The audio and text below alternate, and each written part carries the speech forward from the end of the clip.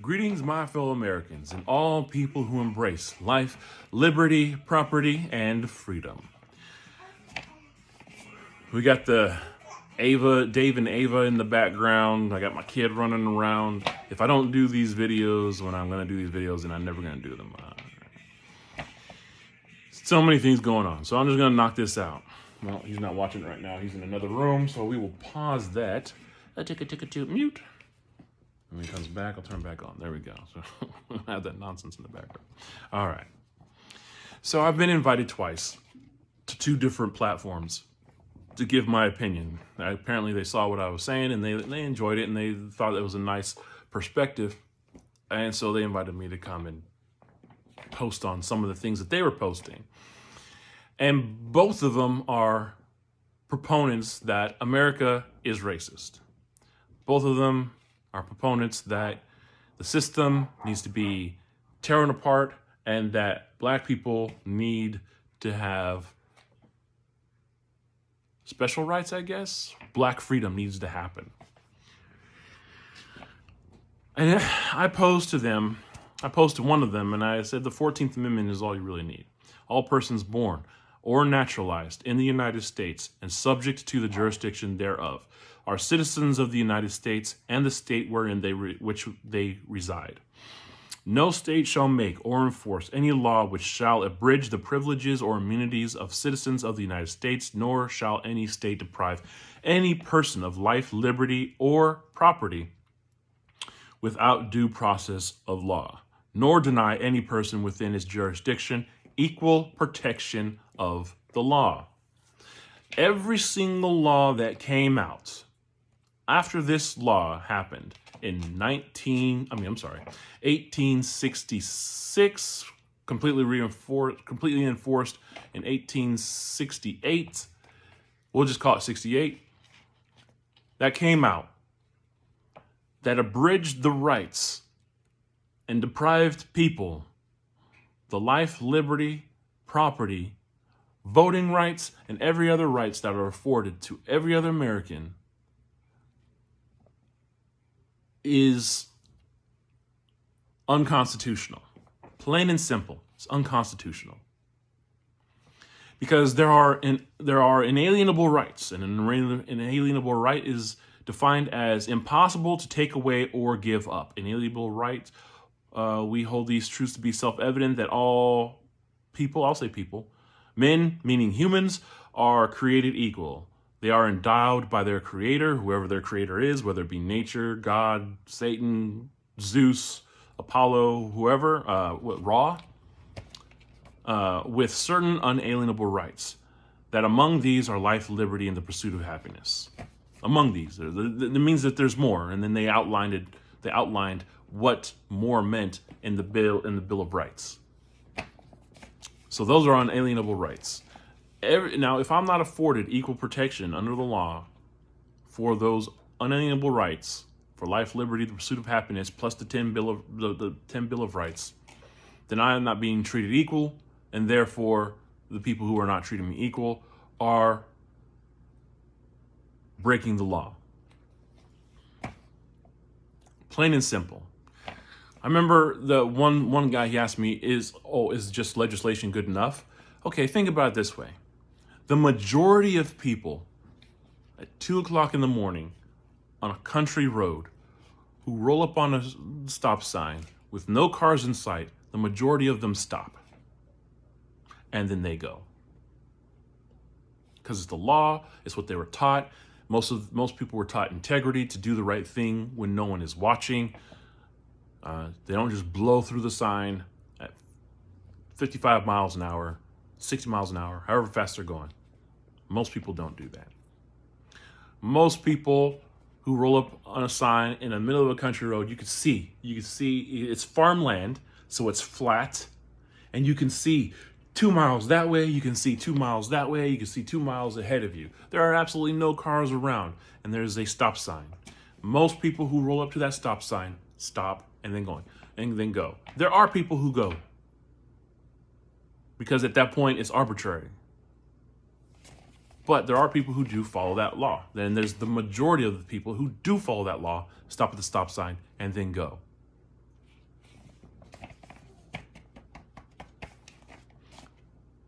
So if something as arbitrary as a stop sign in the middle of the country with no cars around and you stop, then something as important as life, liberty, pursuit of happiness in the Bill of Rights, that's even more important.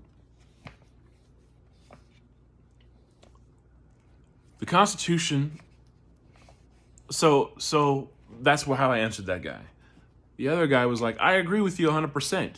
And that's what we're doing. We are fighting for black rights and black freedom. So we'll get into that. See, the Constitution of the United States of America is a living document, which means it evolves. The Founding Fathers always intended to eradicate slavery. Thus, the reason slavery was such a point of contention throughout American history.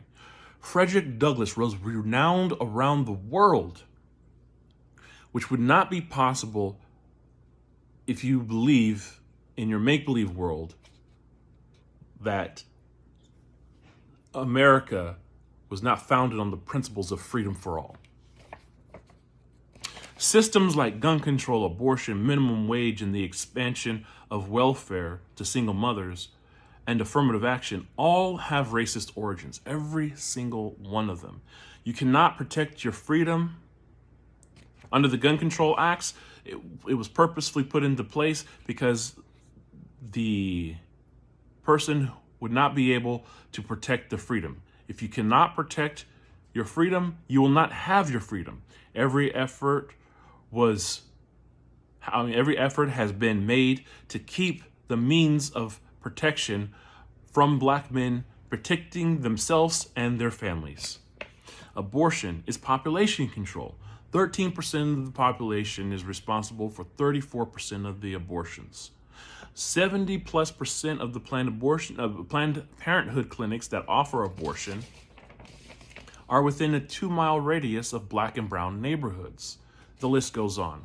What I mean by that is if you took a Planned Parenthood clinic that provides abortion and you stuck a pin into it and you tied a string to it and you went out 2 miles on a map that represented, and then you drew a circle around that pin, they're in black and brown communities. There are a lot of arguments that say, oh, no, they're not, but they go by zip codes, right? Well, the zip code is not representative of what's surrounding the area. The surrounding area is mainly black and brown communities. How many affluential communities do you know that don't have any type of diversity whatsoever, right? You have good communities, and you have bad communities, and you have ghettos, right? And they all touch each other and surround each other, especially in urban areas. Marcus Garvey said, and I agree with this statement, not everything that he has to say, but we are going to have to emancipate ourselves from mental slavery, because whilst others might free the body, none but ourselves can free the mind. Mind is your only ruler, sovereign. The man who is not able to protect and use his mind is bound to be slaves of the other man who uses his mind. If we are going to buy into the white supremacist lie that white privilege is why black men and women cannot succeed, then we will continue to be slaves. Think about what white privilege means. The only way black Americans can be prosperous in this life is if white Americans let us. It doesn't make any sense. Oprah, James LeBron. Oprah Winfrey, James LeBron. Kevin Hart, Dr. Ben Carson, Barack Obama, Dr. Martin Luther King, Malcolm X, Frederick Douglass, Booker T. Washington, Marcus Garvey, and a whole host of other black leaders like Kamala Harris, Sarah Abrams, do not prescribe to the victim narrative. They are not slaves to others which use their minds. Some of these black leaders, are black slave masters of the majority of blacks and white Americans. Black and white Americans. They put in the aforementioned policies, they practice, they promote, they write, they legislate these aforementioned policies, knowing the history and the oppressive nature of these policies, and they put them in under the guise of helping the marginalized, knowing the predetermined outcome: more joblessness, failed families, prison. Then they say, we've tried to help by giving you more gun control, more abortion, more minimum wage, more expansion of welfare, more affirmative action, and yet you as a black and brown person still fail. It must be because America is racist. It's not the policies that are failing you, it's America. It's the American racism. It's America racism that is failing you. It's dumb. All the while, everybody eats it up and never questions how these historically black colleges formed, or how blacks became scholars, doctors, astronauts, engineers.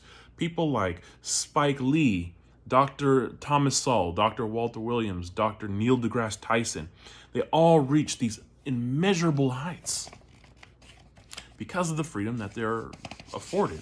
And they take it, and they have freed their minds, and they don't prescribe to the victim mentality. As far as the whole black freedom go, this is where I differ. I don't talk about black freedom. I don't talk about civil rights. I talk about American freedom. All persons born or naturalized in the United States. The pure idea of the Constitution is clear. It is like my fellow American. It's like this, my fellow Americans. I am not a black American. I am an American who just so happens to be black, who just so happens to be male. I am no different from any other Anglo-Saxon American or any other American born in this country. We are continuing to segregate ourselves by title: Asian American, African American, Mexican American, Cuban American. When I was stationed in Alaska, I never ran into a Russian American, or when I was in Ohio, a Serbian American or a Bosnian American. I've never heard of anybody saying I'm a Norwegian American or a Scottish American or an Irish American. I have heard Italian American, but those guys, right? I usually hear I'm from insert European nation or insert wherever nation, but now I am an American if they became an American citizen. The 14th Amendment erases the subject of race, but like everywhere else in the world, people, they be hating, right? There is no need for civil rights. They are redundant. The 14th Amendment, the Bill of Rights, they are for Americans. Where civil rights are for insert race, Americans. I wish we could get people to understand if there are a special set of laws for minorities, then they will never be equal. Slavery is not an American institution. It was not Americans who initially brought slaves to the Americas. It was the Portuguese, the Spanish, the Brits, and other nations that colonized the Americas. It was not. Slavery is not a white invention. In fact, before navigation was big and they were able to circumnavigate the continents and get outside of riding along the beach, they used to enslave their own. European and Arabic countries bought the slaves from the African countries where it was widely practiced, just to kill the majority of males to keep only the women and children. Males were seen as too much trouble and unruly, too dangerous to keep alive. The African nations would sell so many of their people that it would diminish the ability to fend off the Europeans from taking their land and resources. Racism is not an American invention either. There has been genocide on every single continent. Rwanda, Somalia, Yugoslavia, Russia, Ukraine, Ireland, Scotland, Germany, China, Cuba, Colombia, Japan, Aztecs, Mayans, the United States, all of these nations and more have killed tens of thousands, sometimes millions, in building their nations or because of racism. All of them had slaves.